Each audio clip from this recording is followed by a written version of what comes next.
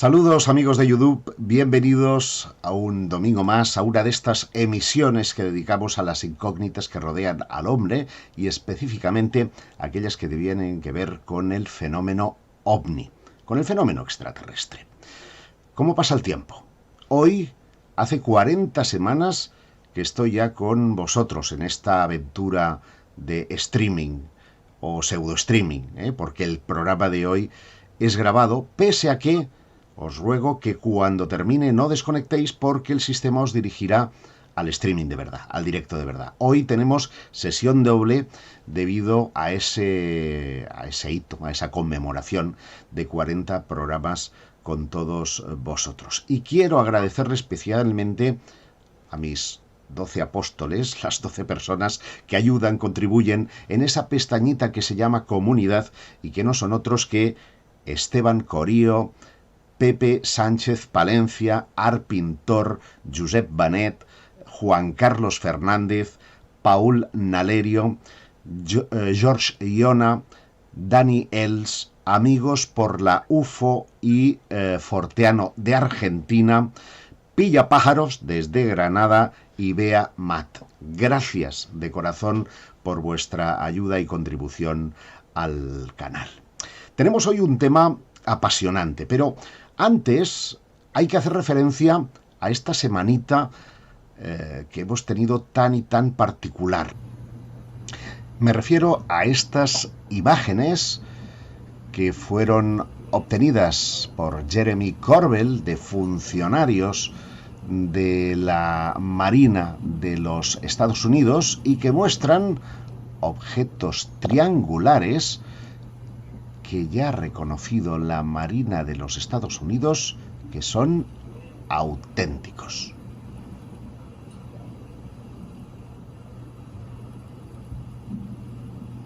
Así que lo vamos a analizar en la segunda parte del programa de hoy, en el streaming puro y duro, porque antes yo quiero presentarles a una persona muy especial que estará hoy con todos nosotros. Me refiero a Mercedes Pullman. Mercedes, bienvenida. Muchas gracias, Josep, por invitarme para participar en tu programa. Es un placer que estés hoy con nosotros. Y para que ustedes sepan de qué vamos a hablar, yo tengo que hacer referencia a que el programa de hoy no hubiera sido posible sin la intervención del buen amigo José Antonio Galán, quien a través de su blog me descubrió un enigma particular. Ese blog, ese post, me llevaba a otro lo diré, Dogma Cero, concretamente, un artículo de nuestra invitada que versaba sobre la princesa Tixul. Esta es la momia de Xin Zhui, marquesa de Dai, hallada en lo más profundo de 4 ataúdes de pino, uno dentro del otro. El cuerpo estaba envuelto en 20 capas de tela, atada con seda, y sumergido en 80 litros de un líquido desconocido. Tiene más de 2000 años de antigüedad y está considerada la momia mejor conservada del mundo. Rivaliza con las imágenes de este otro hallazgo en Irán, que, según los investigadores Curry Good y David Wilcock, corresponden a una raza antigua que se instaló en nuestro planeta hace miles de años. A mí, sinceramente, me parecen un fake. En cualquier caso, se queda corto con el misterio que abordamos a continuación. La princesa de Tixul, la momia de 800 millones de años.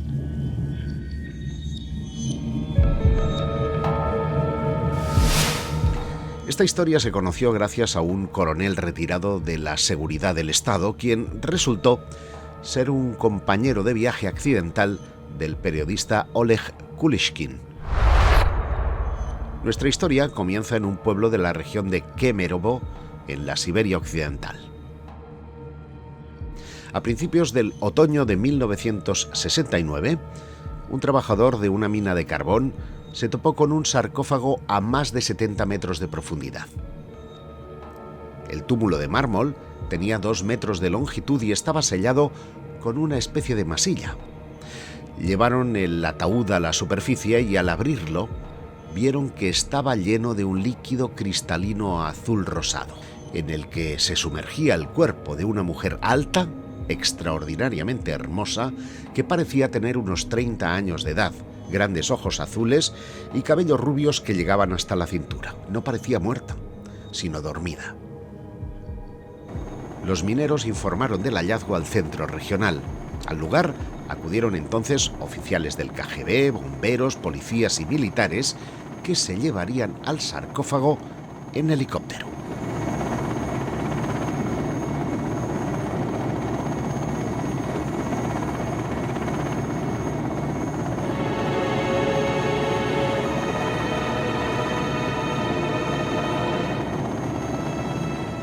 Los expertos peinaron el área durante aproximadamente un año y durante algún tiempo a los residentes ni siquiera se les permitió libre circulación.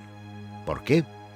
El sarcófago estaba en una veta de carbón de 800 millones de antigüedad.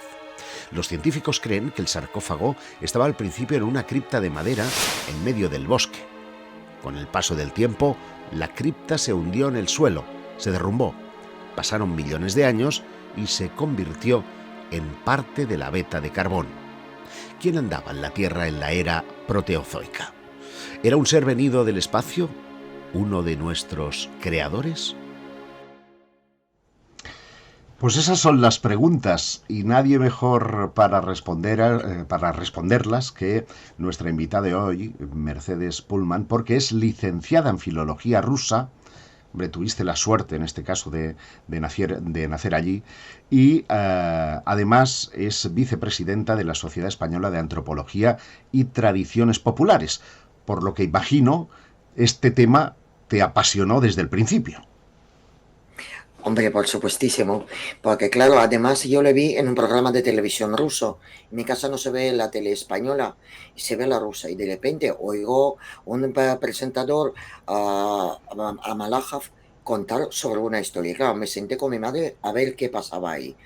Y tiene un programa bastante interesante sobre este suceso al que yo no conocía, o sea, vivíamos ahí, pero no conocía en España. Claro, me llamó muchísima la atención, sobre todo por el encuentro, por cómo han encontrado el objeto, o sea, todo lo que sucedió con los que vivían en esta aldea. Todo fue, como no sé, muy mágico, pero claro, a mí me gusta mucho el pensamiento mágico y las religiones mágicas, pero claro, cuando sabemos que cuando hay humo, hay fuego en algún lado. No sabemos, Efectivamente. Y pero sí hay. algo de fuego tiene que haber, pero es verdad que la historia tiene tanto consistencias como muchísimas inconsistencias. Y por eso estás aquí, para intentar arrojar algo de luz a este enigma. De entrada, porque el periodista que sacó esto a la luz, que lo hizo en 2002, recibe la información de una forma un tanto peculiar, viajando en avión al lado de Increíble. lo que era un coronel ruso, ¿no? Sí, no, es muy típico, viajaba en tren, y Ah, en es muy tren. típico porque sí, porque ahí hay compartimientos de 4 personas, y cuando viajamos en el tren, o sea, son muchas horas de viajar, entonces hablábamos con la gente. Y entonces Kolesnikov, ¿qué es lo que ha tenido? Pues un contacto con un señor que quiso contar una historia que le pasó y que él lo investigó. Entonces, claro, como era periodista, ha apuntado todo, y después salió el artículo. Uh-huh. Un artículo que no quiero adelantarlo, salió en 2002. Después, 10 años más tarde, Oleg volvió a dar la cara, pero de eso hablaremos un poco más adelante, porque es curioso, se encuentran los mineros este ataúd, este féretro, esta población, cuyo nombre yo no me atrevo a pronunciar, no porque no lo sepa, porque es que para mí es impronunciable, es una localidad minera, ¿no? Sí, era una aldea Rosavchik. Entonces ahí, ¿qué pasa? Que ahí estaba la mina de carbono Uh-huh. y, o sea, se explotaba muchísimo tiempo. Lo que pasa que un día han topado con un sarcófago. Lo que pasa es que ahí un poco no cuadra lo que estaba a 60 metros de longitud, porque hay otras fuentes que he buscado y dicen que estaba a 20 metros de longitud. Entonces es como, no sabes a qué profundidad realmente estaba, pero realmente que han encontrado un sarcófago y claro, lo han sacado a la superficie para ver qué es lo que contenía. Y Claro, fue, te decía que ahí sí, viene una de las inconsistencias, es decir, suben el sarcófago y después resulta que el helicóptero tiene dificultades para poder llevárselo por el peso. No sé, el tipo de helicóptero que utilizaron, que es parecido al que hemos hecho en la recreación, te aseguro que no tendría ningún problema en levantar ese tipo de kilos. Pero bueno, no quiero adelantar acontecimientos, porque efectivamente al abrir ese sarcófago se encuentran un líquido eh, azul rosáceo y una mujer que parecía que estaba dormida, como el cuento de la Bella Durmiente. sí, realmente hasta Alexander Pushkin ha descrito el suceso en Ajá. su cuento de la Bella Durmiente. Entonces, claro, ahí puede ser el arraigo a la leyenda de la Bella Durmiente, pero realmente lo que contaron después los testigos, o sea, no fue, fue realmente algo extraño y algo que lo han visto. No han quedado muchos testigos vivos y Joseph Tuvo que piensa que estamos hablando de en 1969. Claro. O sea, estos helicópteros no creo que habían. Entonces, claro, en una mina sí habían las máquinas que podían subir gran peso, pero helicópteros no creo. Uh-huh. Entonces, claro, allí yo creo que tuvieron dificultad. Además, el sarcófago estaba expuesto mediodía. O sea, fue como de Sí, 10 de la mañana hasta las 3. este es un detalle que a mí me ha llamado la atención porque, claro, viendo el reportaje uno puede tener la sensación de que una cosa ocurre detrás de la otra, pero realmente las autoridades no llegan hasta las 2, las 3 de la tarde y durante toda la mañana todo el pueblo fue a ver todo aquello. O sea, Sí, sí, lo eh, vieron. Y es también curioso porque es que los niños hasta han hecho pellas para ir, o sea, novillos, para ir a ver a la momia. O sea, uh-huh. la noticia corrió pues nada, en una hora por toda la región. Tengo entendido que incluso alguno de los obreros hizo un poco, si me permiten, el Juan José Benítez, que es llevárselo todo a la boca eh, para probar el líquido que estaba allí, ¿no? Claro, cuando abrieron, porque el sarcófago estaba sellado con una masilla especial. Y dicen que, no sé si es por el ambiente del aire o por el sol que hacía, pues se deshizo la masilla, por eso pudieron mover la tapa. Y claro, cuando descubrieron el líquido, pues uno que abría la tapa, pues intentó probar. Después dicen que ha muerto y se volvió loco. Pero claro, de esto ya no hay datos exactos. Por mucho que he buscado, no lo he Uh-huh. encontrado. Lo que sí es cierto es que una vez la princesa de Tisul es llevada del pueblo hasta un instituto donde presuntamente iban a realizar los estudios oportunos, la vida del pueblo cambia de la noche a la mañana. Porque están siendo controlados las personas que han tenido un acceso directo al cadáver. Se les dice que no hablen absolutamente nada. Esto me imagino en 1969, en la Unión Soviética todavía, esto era jugársela. Sí, en 1980 también, porque además cuando a ti te venían los oficiales y decían que no puedes difundir esta noticia, esto se penaba con 10 años de prisión. Entonces, 10 claro, años de prisión, en serio. sí, sí. O sea, cuando tú firmabas el contrato De de confidencialidad. sí, o simplemente te decían que no puedes hablar de eso, no podías hablar de esto. Uh-huh. De hecho, yo creo que la memoria de muchos testigos como que se apagó respecto al suceso. Como ya tenían que decir siempre no, no, no, yo creo que los recuerdos se borraron hasta de sus mentes. Claro, en 1973 la mina cierra. El pueblo, hemos visto algunas imágenes, queda sumido un poco en el desamparo, ¿no? Muchas personas lo despueblan. Hay rumores de que en cierta medida parte de esa despoblación es también obligada por el Partido Comunista, que entonces pues era quien mandaba en la antigua Unión Soviética. Pero lo cierto es que meses después, no sé si meses o semanas después, un científico llega hasta allí para dar explicaciones a todos los que pudieron tener algún contacto con la mina o con el féretro. ¿Qué les dijo? No, yo te explico también la cronología. Cuando Ajá. aparece el sarcófago, al día, no, el mismo día, en el periódico local sale la noticia sobre la momia. Entonces, este artículo se cuelga en los tablones de los colegios, pero la directora del colegio le ha dicho a los niños, no podéis ir ahí. ¿Qué hicieron los niños? Muchos de ellos intentaron ir hasta ahí y unos llegaron y lo vieron la momia. Entonces, claro, el colegio estaba avistado, el pueblo estaba inquieto por el hallazgo. Entonces, ¿qué es lo que hacen? Cuando ya llegan las autoridades, cuando llega KGB, llegaron bomberos, la KGB, llegaron los militares. Esto quería decir que el caso tiene una gran envergadura. Entonces, ¿qué pasó ahí? Al día siguiente han dicho, no hablará nadie. Han quitado todos los periódicos que salieron este día y han ido casa por casa y los han quitado. Los periódicos han pedido que los devuelvan para que no haya ningún documento.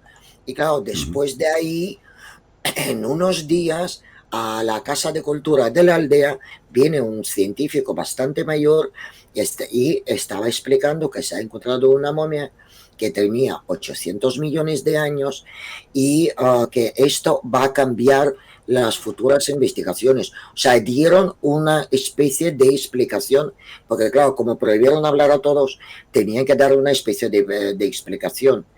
Y Claro. y ahora, por ejemplo, todavía se quedan las paredes de esa casa de cultura, pero ya está en ruinas, realmente en la aldea. Hay una momia de 800 millones de años. Enseguida os lo contamos porque quiero que pongáis likes, que comentéis, que en definitiva ayudéis al canal.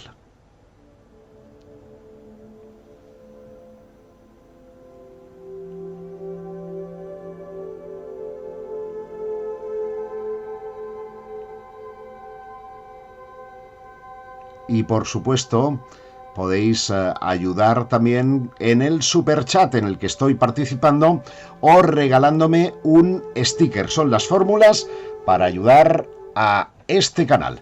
Estamos con la princesa de Tisul. Estamos hablando de este científico que era de Novosibirsk, no sé si lo digo No va a bien. servir, no va a servir. Perdóname, mi ruso no es el tuyo, es evidente. Y claro, él les dice, data esto en función del carbón que hay alrededor. Y les habla de esta cifra de 800 millones de años, aunque me dicen, yo no soy entendido en geología, que el carbón tiene como mucho 340 millones de años. Sí, estamos hablando del periodo devónico, pero realmente, a ver, cuando dicen que es de 800 millones de años, cuando han hecho el análisis, aunque parezca raro, pero en Rusia en 1969, por una gota de sangre te podían decir hasta nacionalidad.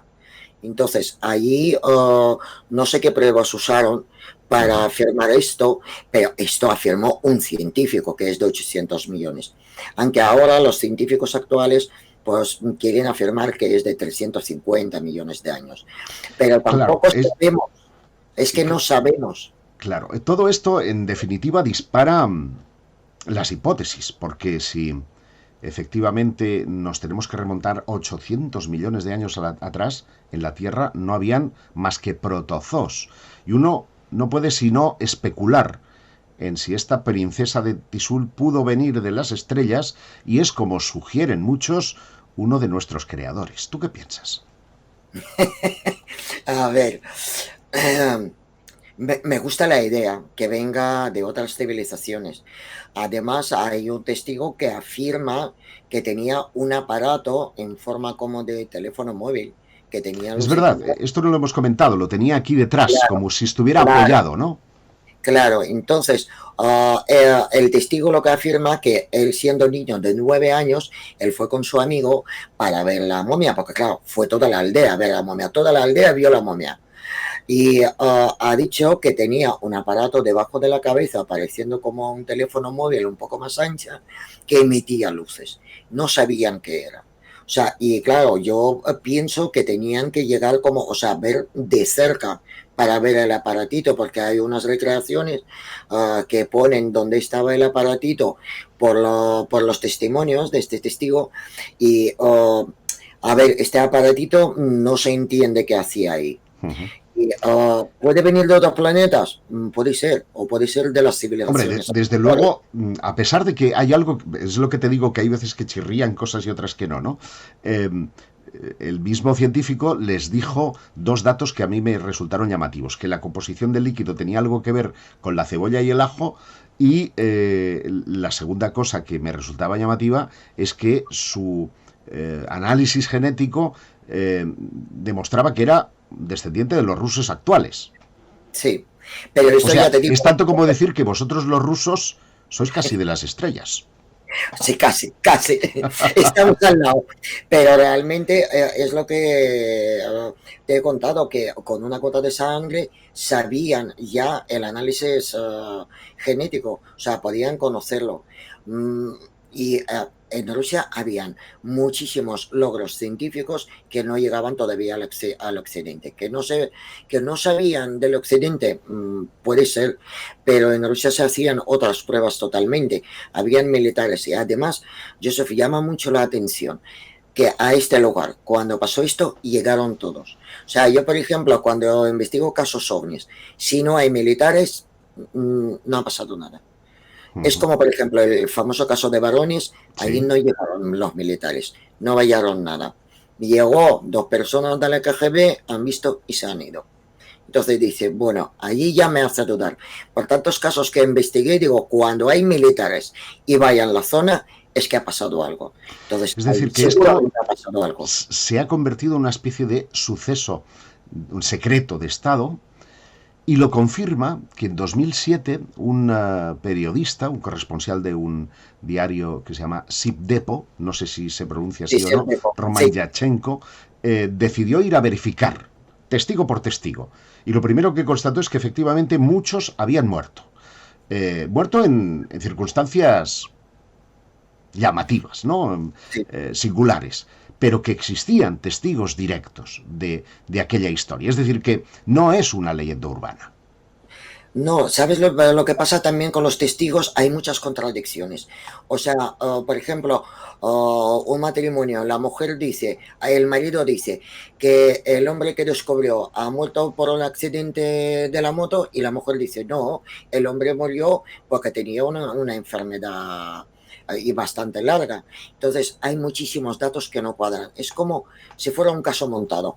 Uh -huh. Montado y deprisa, que lo han apañado como han podido, porque tú piensas que cuando llegaron las autoridades, o sea, se ha llevado el sarcófago, han dicho que va a ir a Novosibirsk, que era el centro de Siberia, y después a Moscú.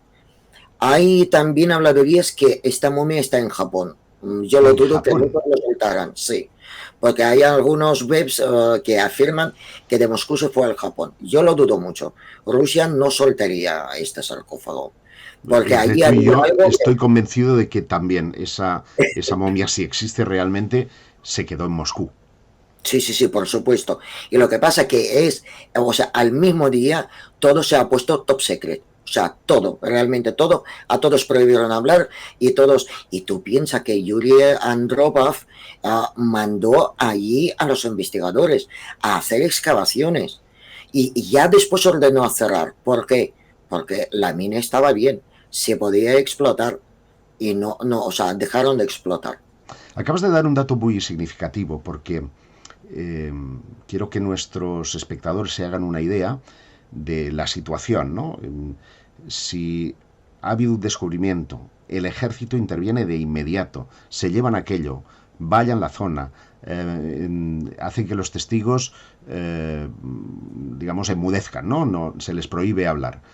es porque estaban en sobreaviso de que podía producirse ese descubrimiento. Y esto lo confirma uno de los hallazgos de este periodista que 38 años después logra hablar con uno de los, digamos, mineros, que le dice que se habían producido otros encuentros alrededor de un río que está allí. Sí, realmente han encontrado, dicen que han encontrado a 6 kilómetros de Zivchik, han encontrado 2 sarcófagos más. O sea, es realmente, yo creo que es como seguimiento de una cadena. O sea, empezaron a excavar, excavar, pero también más o menos sabían por dónde ir, porque claro, Siberia es muy grande y vete tú a saber dónde se puede cavar. Pero siguieron con la mina y alrededor de la mina. De hecho, allí han encontrado asentamientos antiguos también y los entierros antiguos, pero dicen que han encontrado 2 sarcófagos más. 2 sarcófagos más. Desde Sí. luego la historia es apasionante. Una bella durmiente, en este caso de las estrellas, porque hace 800 millones de años no habían personas, no habían animales, tan solo unos pequeños protozoos. De ahí que yo, que tengo una mente muy imaginativa, Mercedes, sugiera esa idea de que si la humanidad se construyó desde las estrellas, cabe la posibilidad de la panspermia, ¿verdad?, que nos Sí. sugirió Francis Crick, pero también cabe la posibilidad de que unos instructores vieran aquí, tocaran lo que tuvieran que tocar y luego desaparecieran, y a lo mejor dejaran aquí, aparte de la expedición, que quedaría, por supuesto, enterrada hoy en esa capa de 800 millones de años. Son sin duda anomalías de la historia. Rusia es un país tremendo en ese aspecto.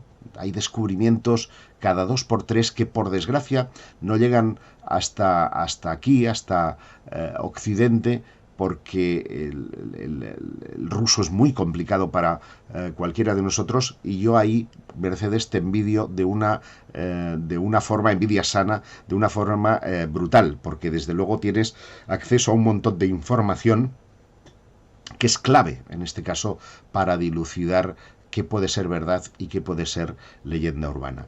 Y ya te digo, como persona, como antropóloga, como persona que conoces el país, que habla su lengua, a ti, ¿qué te huele toda esta historia? A mí, a ver, por todo lo que he leído, por todo lo que he visto, yo creo que esta mujer debería ser despertada en algún momento. Habría algún mecanismo que tenía que ser despertada. ¿Cuál Es era el decir, que objetivo? sería una especie de sistema de hibernación. Sí, yo creo que sí, porque realmente, porque, a ver, muchos dicen que no ha sucedido, pero es como he dicho al principio, si hay humo es que había fuego.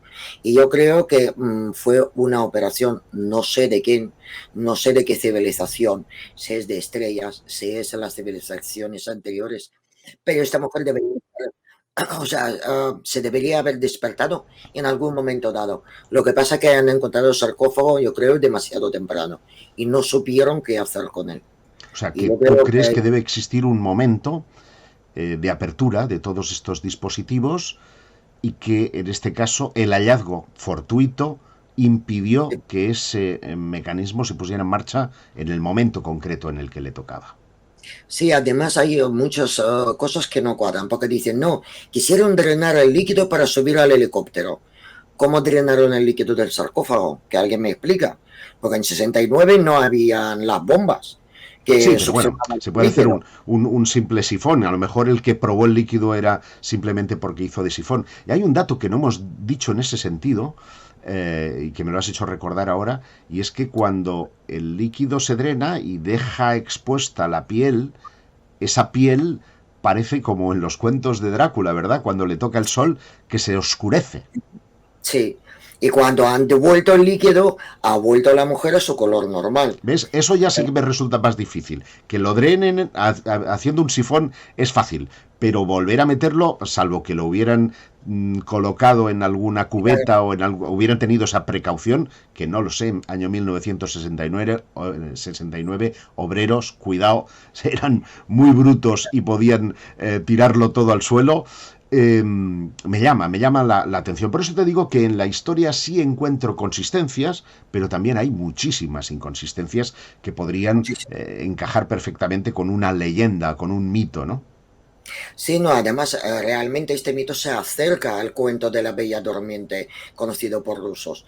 Entonces, claro, es como, porque la mujer no está muerta en ningún momento, está durmiendo. Siempre afirman que está durmiendo. Entonces yo creo que, claro, que aquí ya la memoria etnográfica también juega su papel.